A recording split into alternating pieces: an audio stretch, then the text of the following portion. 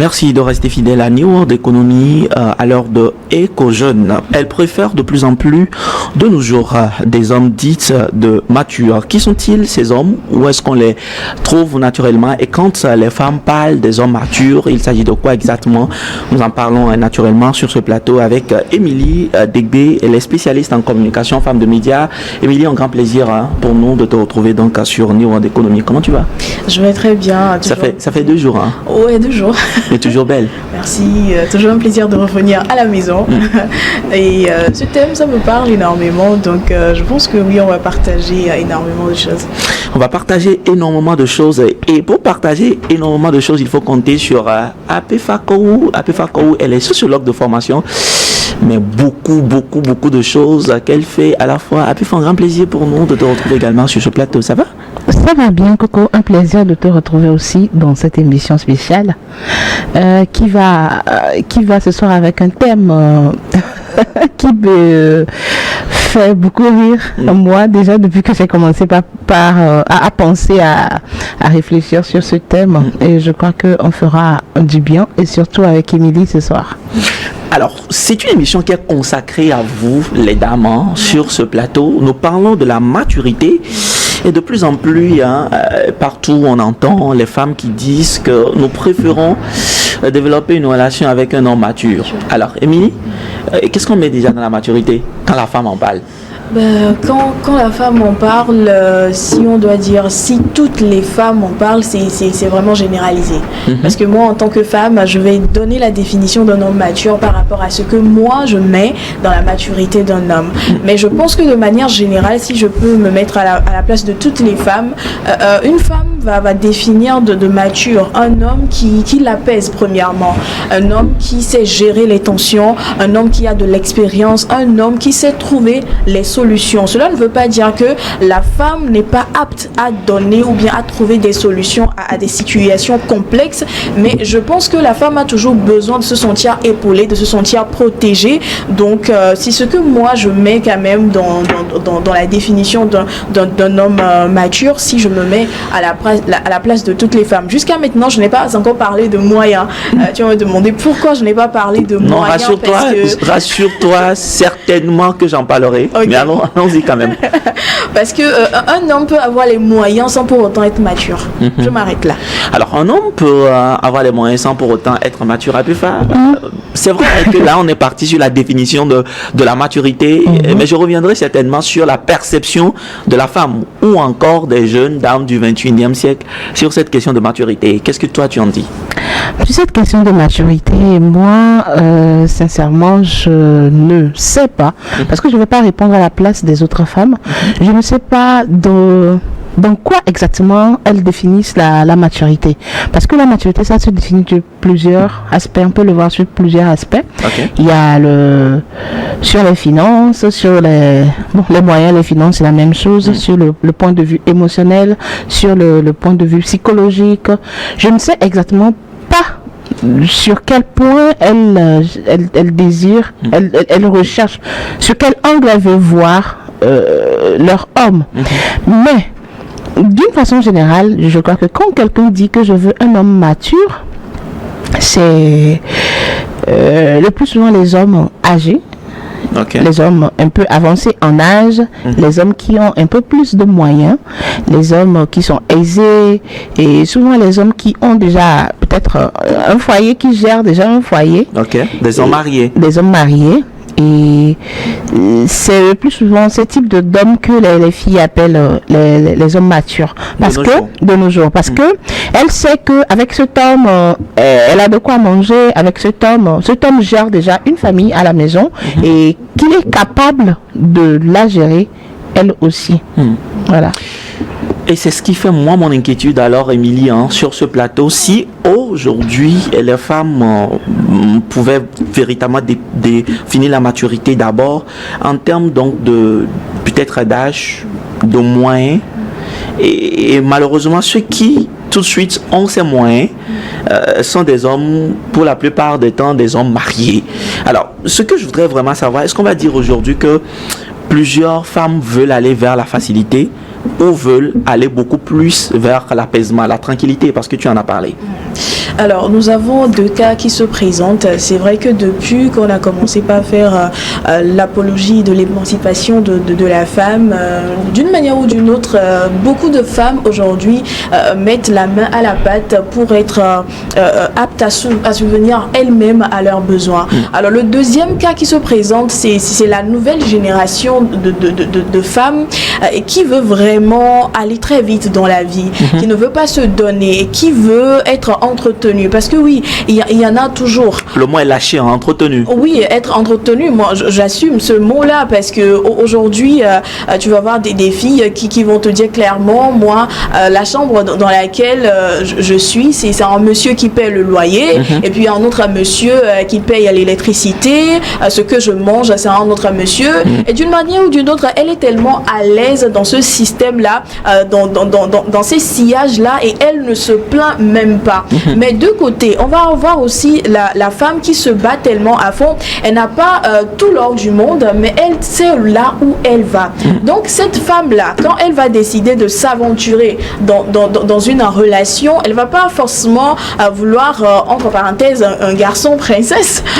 Elle va vouloir plutôt un homme mature. Mais qu'est-ce qu'elle met dans la maturité? Nous n'allons pas faire ce débat qui dit est-ce que une fille qui est avec un homme marié, est-ce qu'elle fait bien ou pas? Je pense que tout dépend des principes de chaque femme, tout dépend de la compréhension de chaque femme.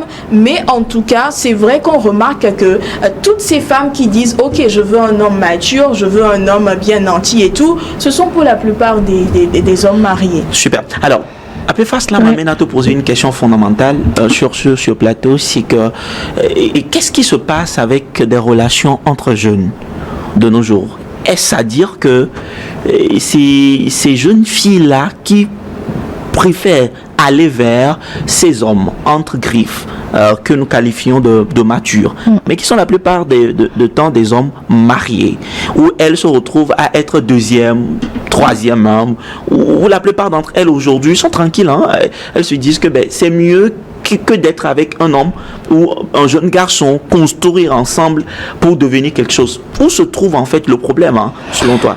D'accord, merci Coco pour la question. Je crois que le problème se trouve à l'endroit où je vais tisser un peu mon discours sur les propos d'Émilie, où elle a parlé tout de suite d'une deuxième catégorie de femmes, deuxième génération de femmes qui, je peux dire, n'a pas confiance en soi, qui ne sait pas que son bonheur peut venir d'elle-même, qui ne sait pas que payer son loyer, payer tout ce qui ses besoins et tout ce qui va avec peuvent provenir d'elle-même et qui doit provenir de la poche de quelqu'un d'autre. Mais je te coupe pas, mais en même temps je peux te répondre. C'est vrai que je suis un homme, mais de par expérience, je peux te répondre sur ce plateau qu'il y en a qui te disent que on a essayé des relations entre jeunes, mais ça a capoté, où j'ai investi tout ce que je peux, mais à la fin je me suis retrouvé blessé, déçu, confuse, et par la suite, je ne voudrais plus mettre ma tête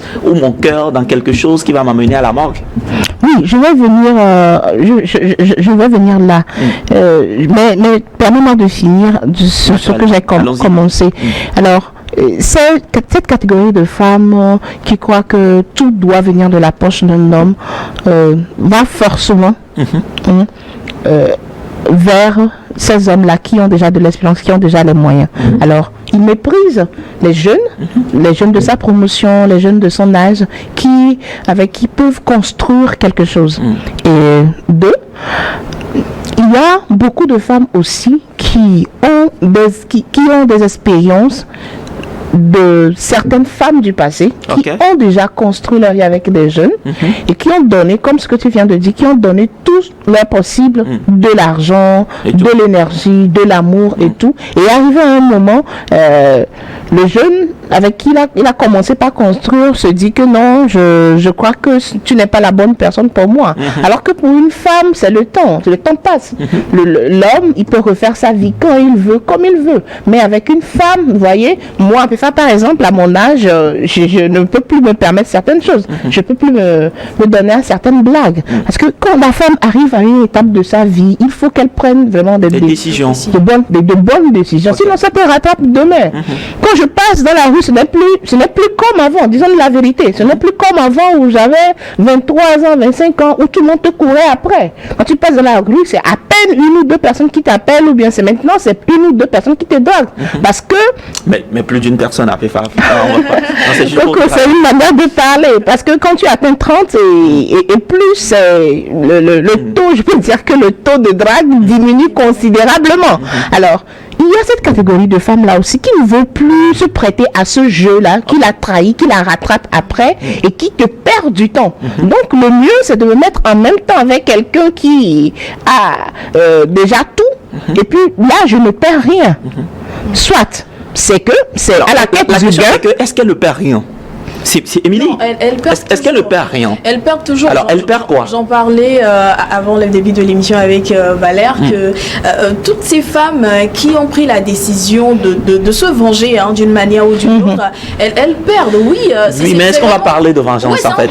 C'est un désir de vengeance parce que, vous savez, une femme qui décide de se donner à plus d'un homme, ou bien je dirais 2 ou 3 hommes en même temps, elle se fait du mal d'une manière ou d'une autre. Et c'est pas qu'elle sait pas, elle sait. Mais il y a l'étape de guérison qui a manqué en tout cas. Okay. Elles doivent se guérir premièrement. Il y a un vide. Oui, il y a Super. un vide. Je vous coupe pas, mais Émilie, lorsqu'elle décide pas de se donner à plusieurs, mais de se donner à un homme, qu'il soit un homme marié, est-ce que là aussi elle perd? Déjà, dès le début, est-ce qu'avant d'être blessée, elle a voulu être avec un homme marié? C'est une question. Ça, c'est la question. L'autre question que j'aimerais poser, c'est que est-ce qu'il n'y en a pas aujourd'hui également qui disent que je ne veux pas rester avec un homme, un jeune homme, je préfère moi, de par ma nature, je préfère des hommes adultes, des hommes d'un certain rang et tout. Nous touchons le phénomène de Chiza, entre parenthèses, si on peut on peut le dire. Mais pas forcément. Pas forcément. Pas pour couper la parole à Émilie, mais pas forcément le phénomène de Chiza. Parce qu'il y a des jeunes filles qui sont naturellement, ne veulent pas se mettre avec un homme de son âge ou bien un jeune homme de sa promotion, tout naturellement. Ce n'est ni parce qu'elle a été blessée, pas parce qu'elle vise un gain, mais tout naturellement, elle se sent bien avec un homme plus âgé qu'elle. Là, on parlera pas. Je vais en venir. Là, on parlera de Tisa lorsque ce monsieur est déjà avec une femme et que toi tu es la deuxième femme. Mais il y a des hommes qui sont âgés, mais qui n'ont pas encore en relation. On reste dans le couloir de l'homme marié. D'accord. Super. Voilà. Donc je disais que forcément, si on fouille très bien, même si j'accorde à ce que APFA vient de dire, et il y a de ces filles qui ont grandi dans un environnement qui leur ont permis de développer en tout cas ce sentiment de sécurité quand elles sont par exemple avec un homme qui est vraiment âgé, qui a peut-être, je prends l'exemple d'une jeune fille de 26 ans qui se retrouve avec un homme peut-être de 50 ans, de 45 ans ou plus encore. C'est dans cet environnement-là qu'elle a grandi, donc elle pense que pour être vraiment protégée, elle doit forcément finir avec ce type d'homme-là. Mais dans le lot, on retrouve beaucoup de femmes qui sont blessées, qui n'ont pas pris le temps de guérir, parce que si tu ne guéris pas d'une blessure, tu vas encore en occasionner d'autres en fait. Et c'est ta vie qui part en dérive. Alors, donc il faut vraiment se ressasser, se recentrer sur soi-même, se poser la question, ok, c'est vrai que j'ai essayé avec tel jeune homme, ça n'a pas marché, mais est-ce que ce n'est pas la fin du monde. Est-ce que d'une manière ou d'une autre, je n'ai pas ma part de responsabilité? Parce que si tu permets d'ouvrir cette parenthèse, si tu es avec un homme et ça ne va pas, à un moment donné, en tant que femme, tu sais. C'est pas que tu ne sais pas, mais tu te caches derrière l'amour que tu portes au monsieur, et puis tu te dis, bah ça va aller. Après jour, tu sens que ça va pas, et finalement, c'est plus toi qui quitte le monsieur, c'est le monsieur qui quitte, et bienvenue les dégâts de ce qu'on appelle le gourmand.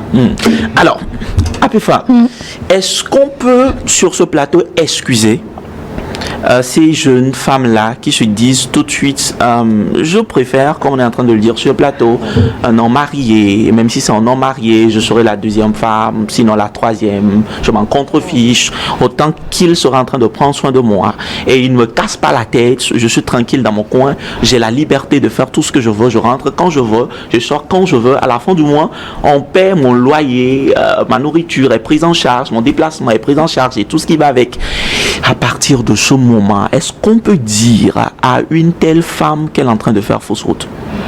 Faire fausse route tout de suite, je crois que c'est pas dire vrai.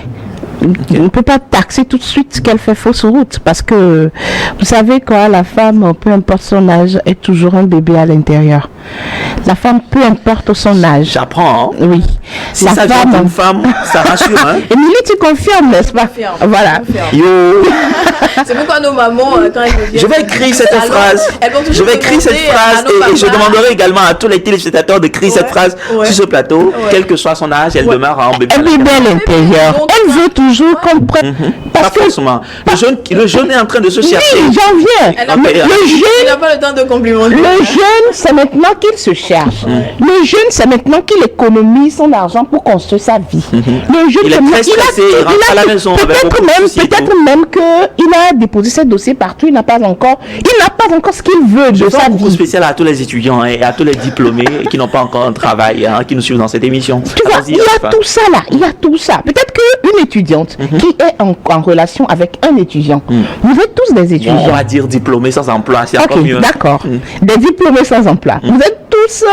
vous avez tous chaud dans la tête. Et maintenant, c'est toi qui veux qu'on te dise tout bovi. On te dit ça tous les jours. Déjà, mais tu non. ne peux pas contribuer peut-être à faire ses cheveux. Justement. Et tu as du mal aussi à complémenter. Voilà. Alors que elle a quelque chose. Elle veut qu'on lui donne quelque chose. Le monsieur, il a chaud dans sa tête. Il n'a pas le temps.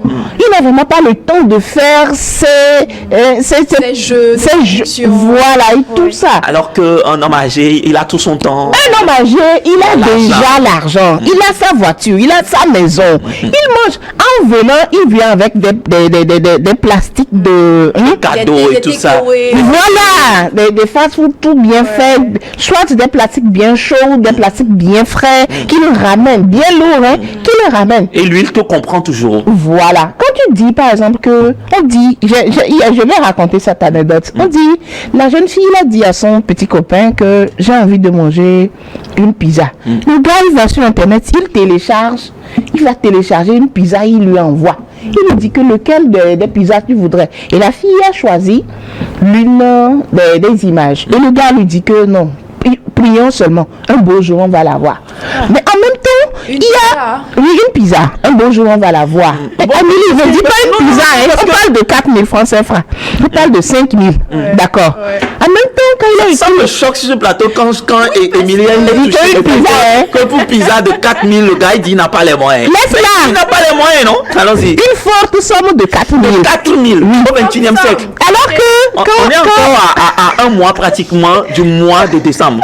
Alors que quand il en a parlé au monsieur tranquille, âgé, il a dit j'ai envie de manger une pizza. Il dit ok, tu es où actuellement? Le livreur va passer. Et le livreur est passé, livré. Pas seulement. Non, tu veux quelle pizza? Et combien de pizza? Vous voyez un peu? Seul ou avec des amis. Voilà. Ce n'est plus 4 000, c'est plus de 4 000. De vous à moi, elle va choisir qui? De vous à moi. Quand on va étiqueter immature, maturité sur quelqu'un là, on va le mettre sur qui? Sur le jeune ou sur la personne âgée? Mais la question que j'aimerais poser, est-ce que ce plaisir ou ce bonheur n'est pas un bonheur passager, ce n'est pas un bonheur éphémère? Est-ce que ça va rester dans le temps? Est-ce que ce n'est pas en réalité une épée à double tranchant? Bien sûr que c'est un bonheur éphémère. Donc moi je vais ouvrir la parenthèse en disant, une femme qui veut un homme mature doit être elle-même mature d'abord. Si nous voulons vraiment parler de la maturité au bon sens du terme, une femme qui veut un homme mature doit forcément aller à l'école de la maturité pour en apprendre plus sur ce qu'est vraiment la maturité. Parce que quand on parle de la pizza et tout, de ces jeux de séduction, parce que moi je les appelle les jeux de séduction. Des femmes aujourd'hui qui sont dans leur foyer vont vous dire clairement, vous savez, le foyer c'est pas ce que vous voyez à la télé, c'est pas les feuilletons, parce que elles savent que c'est une autre réalité quand même dans le foyer. Ce monsieur là, ou bien cet homme âgé qui donne des cadeaux à cette jeune fille, le jour où cette jeune fille va être titularisée peut-être et qu'elle va être à la maison, est-ce que ces intentions là vont encore continuer? Peut-être que ça va continuer, mais c'est selon les moyens que le monsieur a. Alors le jeune homme qui a aussi ses soucis ne doit pas oublier que la femme de même qui est peut-être mature a aussi ses soucis, mais il doit faire des efforts. C'est pourquoi je me suis étonnée du fait que un jeune homme qui dit être en relation avec une jeune fille ne soit pas capable de payer une pizza de 4000 francs en fait. Qu'est-ce que tu offres comme plaisir? Qu'est-ce que tu offres comme bonheur? Mais Émilie, on va pas rêver sur ce plateau. Ils sont combien à pouvoir payer une pizza de 4000 à une femme? Et moi je vais le dire clairement, toi, si tu n'es pas prêt, à au moins offrir une pizza de 4000 à ta dame, je dirais, à ta titulaire comme tu l'appelles, mais il faut aller te chercher d'abord. Disons-nous la vérité, parce que quand nous parlons mais est-ce que ça ne doit pas être dans les deux sens? Quand nous parlons de maturité, est-ce que ça ne doit pas être dans les deux sens? Est-ce que ça ne doit pas être dans les deux sens? Et est-ce que je vais terminer ce que je suis en train de dire. D'accord. Quand nous parlons de maturité et que nos jeunes sœurs mettent la maturité sur ces hommes qui arrivent à leur offrir des cadeaux, des présents, c'est parce que d'une manière ou d'une autre, nos jeunes frères ne font pas assez d'efforts. On doit se dire la vérité. Okay. Nous allons vers quelque chose. Nous avons une vision. Nous voulons atteindre un objectif donné. Mais on est d'accord que je ne peux pas tout de même sacrifier tous mes plaisirs parce que toi et moi on tend vers une vision. Il faut que toi aussi tu fasses des efforts. Et moi de même, pour arriver à ce que tu dis, je dois faire des efforts. C'est pourquoi j'ai dit au début qu'en réalité une femme qui veut un homme mature doit aussi aller à l'école de la maturité, parce que la maturité d'un homme, c'est pas forcément les petits cadeaux, les présents, mais c'est une vision que vous avez ensemble et vous arrivez à atteindre cette vision-là ensemble. Une vision que vous arrivez à atteindre ensemble. C'est vrai qu'on a juste quelques minutes pour finir la toute première partie de cette émission. Abefa, je reviens à toi. Quel est le risque qu'une femme qui choisit plutôt, au lieu d'être dans un jeune couple pour un avenir, je ne vais pas dire un avenir certain, parce que je ne peux pas confirmer ça sur ce plateau, mais un avenir beaucoup plus rassurant, choisit plutôt d'aller avec un homme marié, entre parenthèses, traité donc d'un homme mature. Quel est le risque? Et je rappelle, en deuxième partie de cette émission, nous aurons naturellement le grand frère Tachou Frédéric, qui nous en dira davantage, et peut-être un mot sur ce plateau. Mais je reviens à toi, Abefa. Donc, dans cette émission, dis-moi, naturellement, est-ce qu'elle court quand même des risques? Quel est le risque si, comme Émilie vient de le dire, d'accord, en étant avec la femme ou le mari, beaucoup plus le mari d'autrui? Ok. Le risque, est-ce qu'il y a un risque? Oui, il y a un risque et il n'y a pas un risque. Okay. C'est possible que cette fille devienne une deuxième épouse de cet homme marié, une deuxième, une troisième, une quatrième, une cinquième. Parce qu'il y a des hommes mariés qui ont plusieurs femmes. Et c'est possible également que ça finisse en l'air. Que ça finisse en l'air, parce que lui, il voudrait juste s'amuser. Il voudrait juste s'amuser dehors. Il voudrait juste passer un peu de temps. Est-ce qu'elle ne court pas un risque avec la femme de cet homme? Est-ce que ça peut ne pas lui créer des soucis? Créer des soucis à la fille? À cette fille qui est en train de sortir avec la femme d'autrui? Bah bien sûr que oui, que c'est risquant de sortir avec un homme marié, parce que vous savez, toutes les femmes ne font donc pas. Elle est en insécurité. Oui, donc elle a choisi de vivre une vie d'insécurité. Toutes les femmes ne font pas cadeau. Okay. Toutes les femmes ne font pas cadeau. J'ai suivi une histoire dans un live où la fille disait qu'elle est allée, elle sortait avec le mari d'autrui. Elle est allée dans la maison. Le mari aussi l'a amenée dans sa maison, sur le lit conjugal. Et quand elle partait, elle voulait tout faire pour détruire le foyer de ce foyer-là et prendre la place. Donc en partant, elle a laissé son dessous Elle a caché son dessous dans la chambre pour que la femme, l'épouse du monsieur, vienne découvrir le dessous. Et la femme a vraiment découvert le dessous. Et puis, elle est partie faire ce qu'elle pouvait faire avec le dessous. Wow. Ouais. Vous savez quoi? Après, elle a commencé par souffrir. Même si elle s'assied dans la salle, tout le monde, on ne pourra pas respirer. Elle pue. Elle dégage une odeur pas possible. nauséabonde. Et puis, quand elle se couche, Wow. à chaque fois qu'elle se couche, elle urine sur le lit. Même à midi, même si c'est pour faire une sieste de 10 minutes, elle urine sur le lit. Elle ne comprenait plus. Wow. Elle en a parlé à sa maman. Et sa maman lui a dit, d'accord, on va sortir, on va aller consulter. Ils sont allés consulter quoi? Je ne sais pas. Et c'est là qu'on lui a dit qu'elle a laissé ses affaires quelque part. Wow. Et elle a avoué que vraiment, elle a laissé son dessous dans la maison, sur un lit conjugal, dans une chambre conjugale.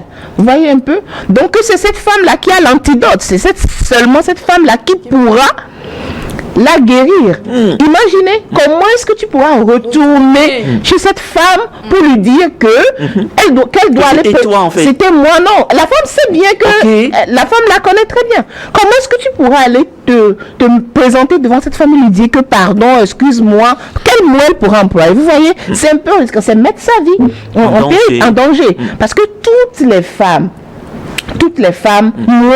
moi particulièrement, moi je suis hyper jalouse. Je ne vais quand même pas accepter que mon homme aille se mettre avec une autre femme. Peu importe, si quelqu'un veut accepter, c'est son problème, pas moi quand même. Je ne vais pas accepter que mon homme aille se mettre avec parce que je suis possessive. Si quelqu'un n'est pas possessif, là c'est son problème. Alors s'il y a quelqu'un qui est possessive et toi tu t'approches de son homme, c'est à tes risques et périls.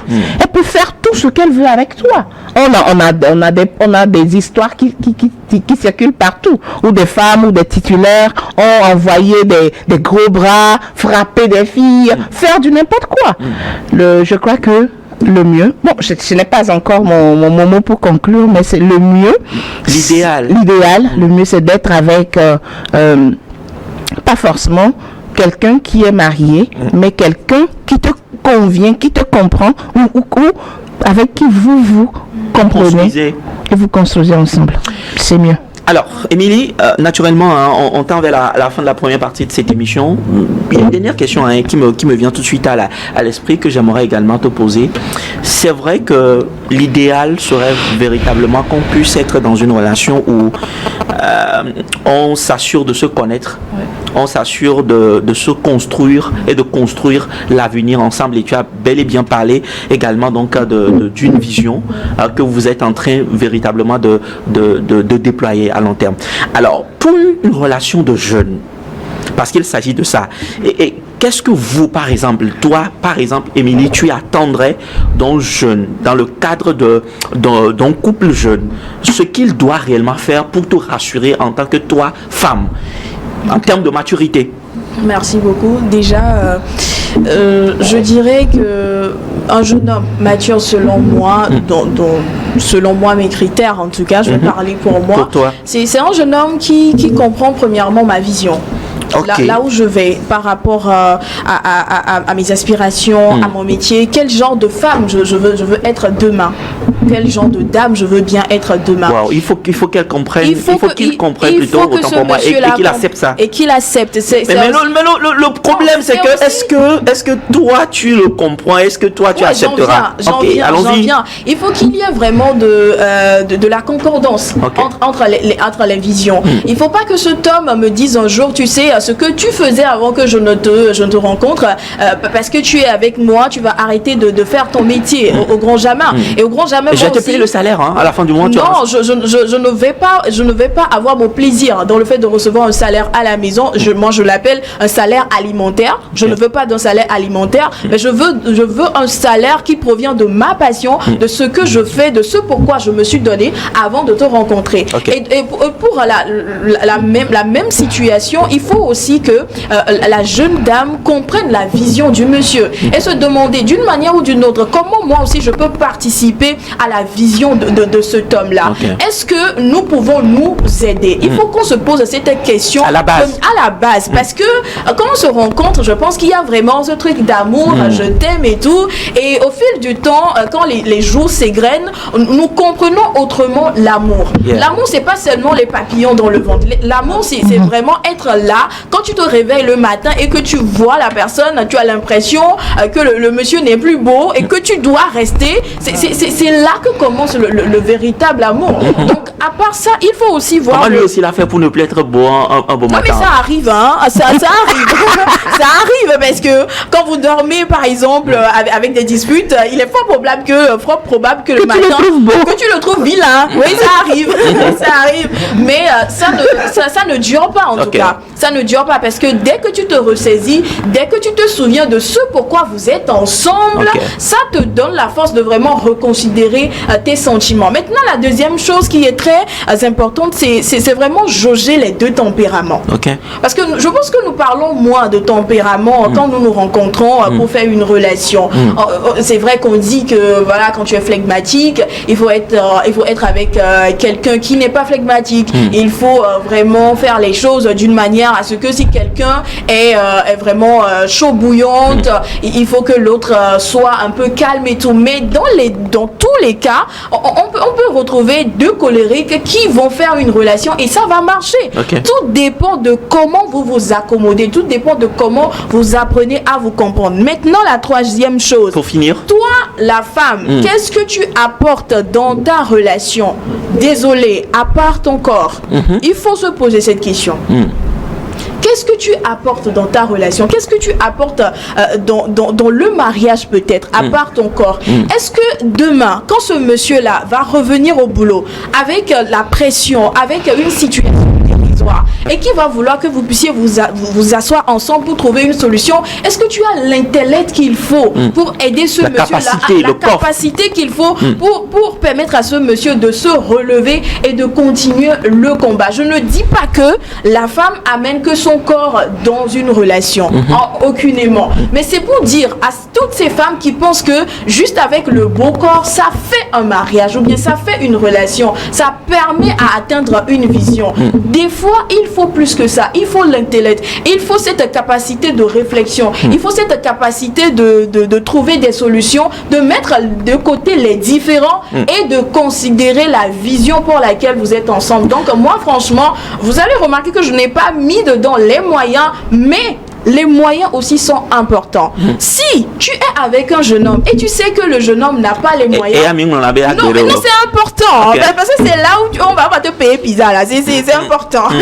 Au-delà de tout ce que tu viens de dire, qui sont très importantes et tout, tu chutes sur les moyens. Non, il faut les moyens. Il faut forcément les moyens. Il faut que toi, la femme, tu puisses avoir les moyens. Il faut que le monsieur aussi puisse en avoir. Et vous fixez des objectifs. Il faut que tu avances, que tu arrives à apporter plus et que lui aussi arrive à apporter plus. Et je pense que toutes les relations stables aujourd'hui, c'est parce que d'une manière ou d'une autre, la femme a compris que il doit y avoir l'équilibre, je dois apporter ma part, le monsieur aussi doit apporter ma part. Maintenant, la partie qui n'est pas du tout bien, c'est que la femme donne tellement et puis le monsieur oublie ses responsabilités. Une femme, peu importe sa capacité de souvenir à ses propres besoins, va toujours aimer une petite robe que son homme va ramener du boulot. Yola. Merci beaucoup, Émilie. Alors, on va finir rapidement avec toi. On est en train de parler de la maturité de l'homme. Un mot pour les hommes qui nous suivent dans cette émission. On va finir avec ça. Oh, tu m'as demandé un mot pour les hommes, mais moi, je préparais plutôt un mot pour les femmes. Désolée. Sache que la position que tu te donnes, c'est cette position, ce type d'homme que toi-même tu te donnes. Étant femme, c'est ce type d'homme, tu seras attiré par ce type d'homme. Si toi-même tu te comportes d'une façon immature, sache que c'est les hommes immatures qui vont courir après toi. Quand tu es entrepreneur, par exemple, tu es toujours attiré par des entrepreneurs, tu es toujours attiré par des personnes de ton genre. Si tu te retrouves avec un homme et tu peins en noir cet homme, tu l'insultes, tu dis que c'est lui qui n'est pas bon, sache que toi aussi tu n'es pas bonne. Merci. Apefa, en tout cas, merci d'avoir été aujourd'hui encore disponible pour nous dans cette merveilleuse émission qui a été consacrée aux femmes, les deux femmes que nous avons donc sur le plateau. Naturellement, la semaine prochaine, on se retrouvera également avec les hommes pour toucher l'aspect qui les concerne également. Émilie, merci beaucoup. Certainement qu'on se retrouvera également dans les jours à venir. Pour continuer par inspirer. Je vais ajouter en disant aux femmes de savoir ce qu'elles veulent vraiment. De savoir ce qu'elles veulent vraiment. Et voilà. Tout commence par là. Prendre une décision et assumer les conséquences de cette décision. Vous avez tout compris. Nous mettons donc fin à la toute première partie de cette émission. On revient dans la seconde partie avec nos invités du jour. À tout à l'heure.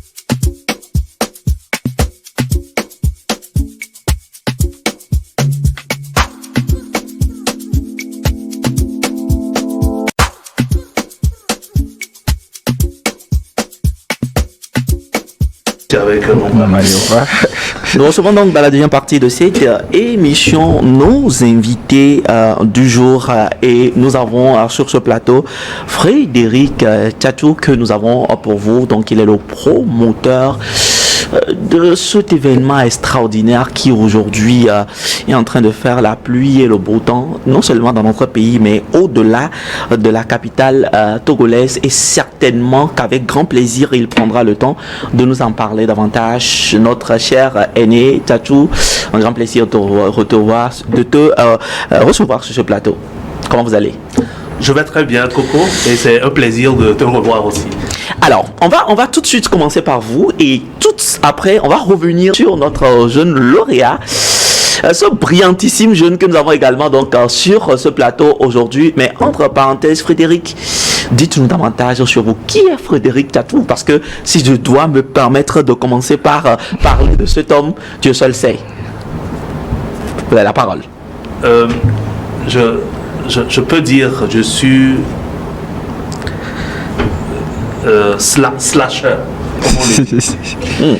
Slasher, comment? Parce que je fais beaucoup de choses. Okay. C'est-à-dire que je fais un truc, je mets slash, je fais un autre truc, et puis je mets slash. Et donc, c'est une façon de dire que je fais plusieurs choses à la fois. Frédéric Tchatou, c'est un jeune Togolais qui se bat pour que ce soit la culture ou aussi tout ce qui est engagement sociétal. Et donc, je suis promoteur culturel, je suis entrepreneur et gestion des ressources humaines de formation. Et je me suis engagé dans les associations depuis très jeune. Et après, je travaille dans des structures que moi-même j'ai montées, où je représente aussi des structures étrangères au Togo. Alors, nous parlons de cet événement dont vous êtes le promoteur de la joute verbale francophone, qui n'est pas à sa première ni à sa deuxième édition. D'où vous est venue donc l'idée de cette initiative et comment vous expliquez aujourd'hui la portée que ce programme est en train de prendre dans notre pays et au-delà de nos frontières? Les joutes verbales francophones sont une compétition d'éloquence et d'art oratoire, une plateforme qui permet aux jeunes de s'entraîner, aux jeunes de pouvoir avoir un espace de prise de parole et de partage de leurs idées. Et donc nous amenons les jeunes à pouvoir disposer d'outils et de techniques pour améliorer leur communication orale, tout en mettant l'accent sur une prise de parole non seulement belle, mais une prise de parole utile, une prise de parole qui impacte les communautés, une prise de parole qui conscientise et permet aux uns aux autres de pouvoir s'interroger sur les défis et enjeux du moment.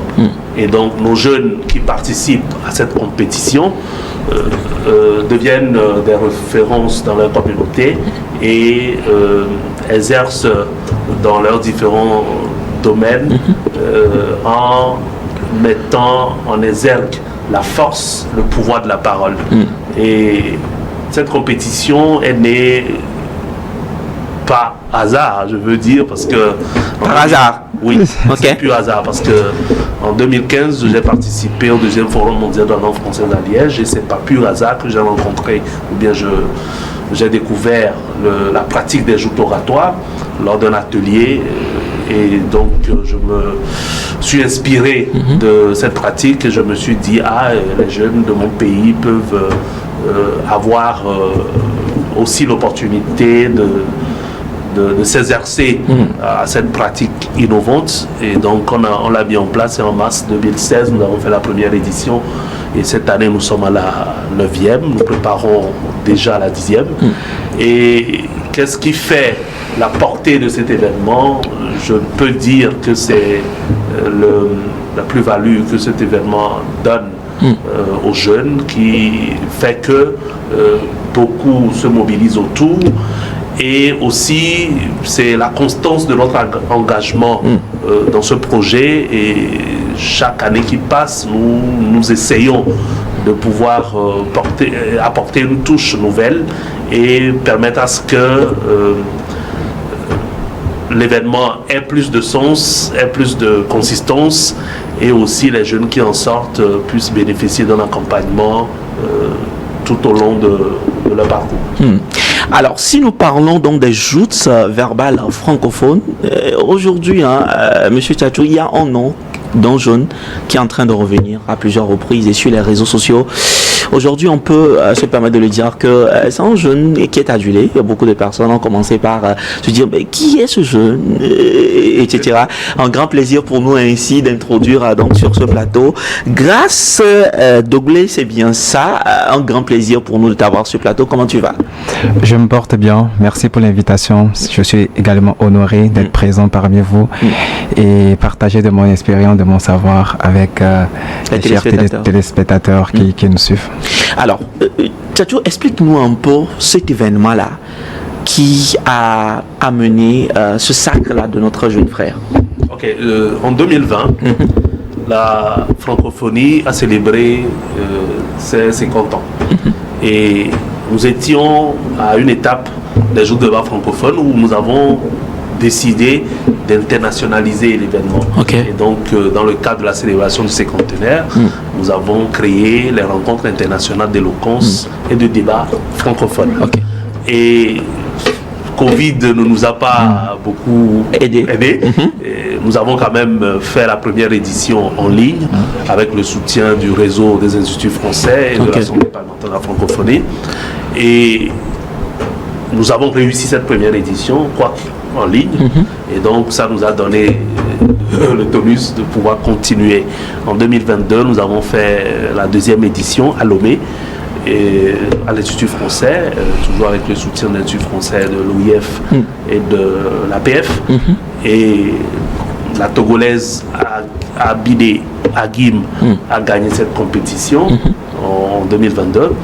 Et depuis 2022, nous nous sommes dit, normalement, on devait faire cette compétition annuellement, mais on n'a pas eu les moyens nécessaires. Mais cette année 2024 est une année spéciale pour la francophonie, et parce que se tenait le 19e sommet de la francophonie et qu'un festival a été organisé autour de ce sommet, le festival de la francophonie qui s'est tenu à Paris en France. Et nous avons fait des démarches pour pouvoir faire labelliser les rencontres internationales d'éloquence et de débat francophone qui, au finish, sont devenus un événement phare de la programmation du Festival de la francophonie. Et donc, la 3e édition des RIDEF a eu lieu à Paris dans ce cadre et en marge du sommet de la francophonie. Cette rencontre a connu la participation d'une dizaine de jeunes venus de 3 continents, d'une dizaine de pays francophones. C'est sérieux, hein? Ah oui, très sérieux. Très sérieux. Et donc les candidats ont été mis dans des conditions de secrétaire général ou de candidat au secrétariat général de la francophonie. Ils sont invités à présenter leur projet sociétal pour la francophonie. Ils doivent incarner une vision de la francophonie et dire comment est-ce qu'ils pensent que la francophonie peut être plus innovante et plus créative. Et donc c'est à l'issue de plusieurs épreuves que le compatriote Grace Doblé a gagné la compétition. Alors je reviens à toi dans cette émission. Alors dites-moi sur ce plateau, comment ça s'est vraiment passé dans ta tête lorsque je peux me permettre de dire que pour la première fois tu t'es retrouvé dans un tel festival avec donc ces candidats aussi venus de plusieurs parties. Est-ce que tu t'es dit que je vais gagner cette compétition? Est-ce que tu te voyais déjà gagnant de cette compétition tout au début? Merci pour la question. Avant, il faut rappeler que c'est ma première compétition internationale d'éloquence parce que comme venait de le rappeler M. Frédéric Tchachou, j'ai remporté la compétition nationale au Togo en tant que meilleur orateur du Togo. C'était en 2023, ce qui me donnait justement la légitimité de représenter le pays lors du Festival de la francophonie.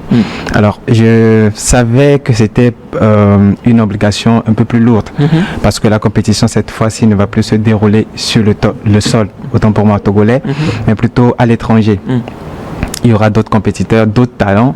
Au Togo, on me connaît en tant que meilleur orateur, mais à l'étranger, non, il faut faire ses preuves. Donc oui, j'étais stressé. Ce n'était pas du tout gagné d'avance. Mais le truc, c'est que moi, j'ai eu une pleine connaissance de mon potentiel. Je sais de quoi je suis capable, jusqu'où je peux aller. J'ai juste fait confiance à moi, à Dieu. Je suis parti à la bataille. Et Dieu faisant les choses, on est revenu avec la victoire. Et quand tu te retrouves après, quand tu prends le temps de ressasser l'événement, la manière dont les choses se sont vraiment passées, je ne vais pas lui poser cette question, mais je vais plutôt rester avec toi. Qu'est-ce qui a été beaucoup plus ta force, selon toi, tout au long de cette compétition? Ma force tout au long de cette compétition, c'est cette volonté que j'ai toujours eu de vouloir à chaque occasion, à chaque opportunité, de vouloir passer un message. Monsieur Frédéric vient de le dire, on était dans la peau de secrétaire général au poste de la francophonie, de l'OIF. Et déjà, avant de quitter le Togo, je me suis dit, c'est une opportunité à moi de passer un message à tout le monde, aux jeunes francophones. Pour moi, les compétitions d'éloquence ne sont pas seulement une opportunité de bien déclamer les tests, d'être éloquent, mais surtout passer un message. Saisir l'opportunité pour passer un message. C'est pouvoir être en mesure de parler au cœur. J'ai un mentor à moi que je salue de passage, monsieur André Kagnafanou, qui a l'habitude de me dire, Grâce, il faut parler aux gens. Et moi, j'étais là pour parler aux gens. J'étais là pour parler au cœur, pour parler aux jeunes francophones. Et j'avais un message bien conçu. Je peux dire que c'est ce qui était ma force et ce qui m'a fait distinguer. C'est ce qui était beaucoup plus ta force et c'est ce qui t'a fait distinguer. Alors, monsieur Frédéric, est-ce que tout au début, lorsque vous partiez du pays pour la France, tu comptais véritablement sur lui à tel point à dire que, on va être honnête sur ce plateau, où tu t'es dit qu'il va revenir forcément avec le trophée? Bon, sincèrement, c'est une question difficile parce que je suis organisateur de l'événement et j'avoue que tous les candidats ont été à la hauteur. Et vraiment, sincèrement, je ne m'attendais pas. Je ne m'attendais pas, je me dis, tout peut arriver. Je ne m'attendais pas strictement que le Togo puisse gagner. De toute façon, le Togo a déjà gagné une fois. Je me dis, même si ça ne revient pas au Togo, de toute façon, si un autre pays gagne, ça fait aussi la crédibilité de l'événement.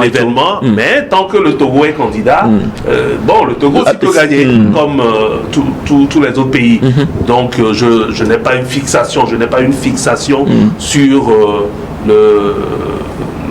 la victoire nécessaire du Togo, mais c'est toujours un plaisir de voir le compatriote gagner. Et je pense que c'est un devoir en tant que promoteur ou organisateur d'être neutre et de laisser l'événement se passer comme cela devrait vraiment être. Alors ce que nous voulons savoir, parce que nos compatriotes au pays n'ont pas forcément eu le privilège de participer à cet événement, mais qui ont fait partie du jury?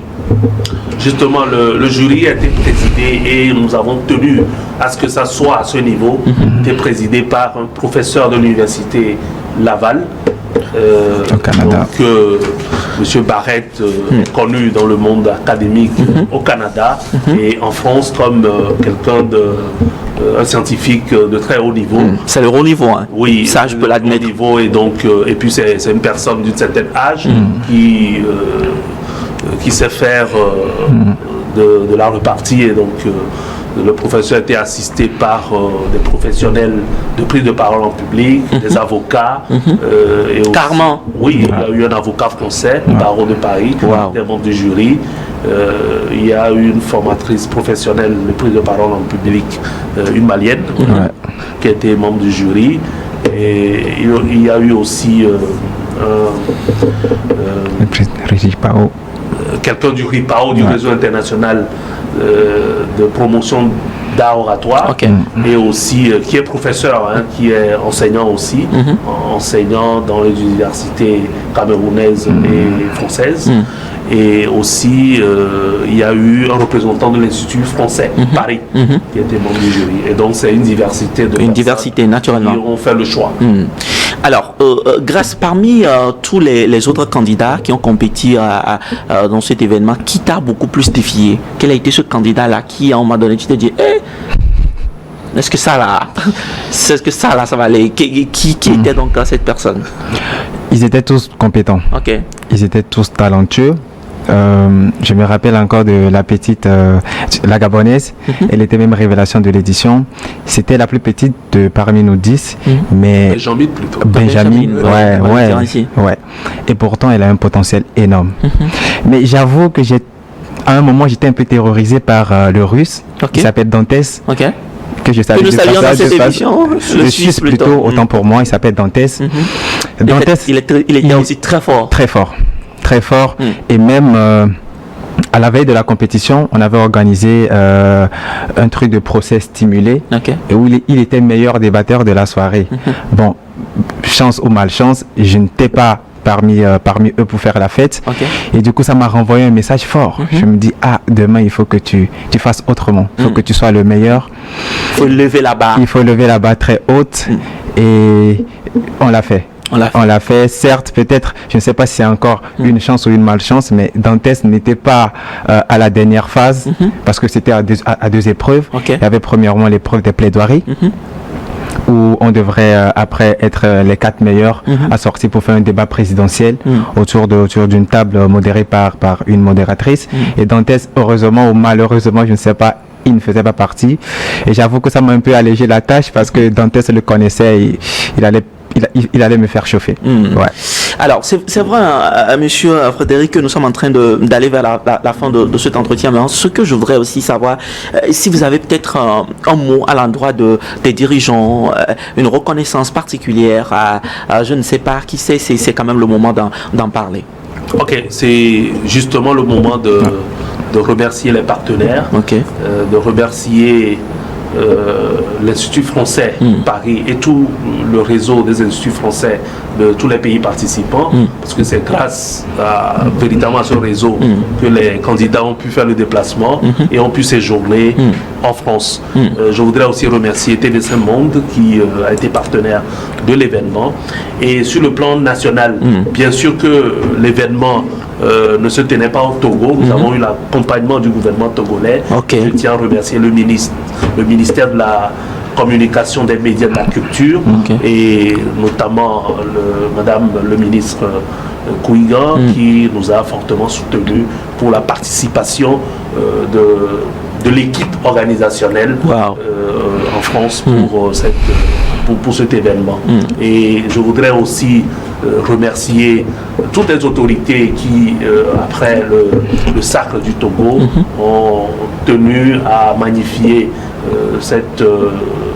ce sacre et nous ont adressé des félicitations et ont relayé aussi l'information, et qui continue aujourd'hui ou bien qui s'engage aujourd'hui à nous soutenir pour les échéances prochaines. Alors l'étape suivante, que ce soit pour Grâce et pour l'événement, c'est quoi?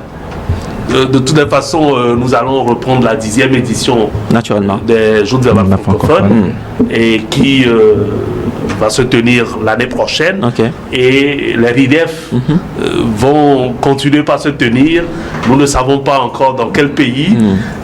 Au Togo, oui, ça nous tente, mais d'autres pays aussi veulent emboîter le pas. De la France. Nous ne savons pas encore. Au moment venu, nous allons communiquer autour. Super. Mais de toutes les façons, très prochainement, nous allons présenter officiellement le prix remporté par Grâce Doblé à la presse et à la communauté togolaise, et puis on verra la suite. En tout cas, félicitations à vous. Merci beaucoup. Grace, un dernier mot sur ce plateau?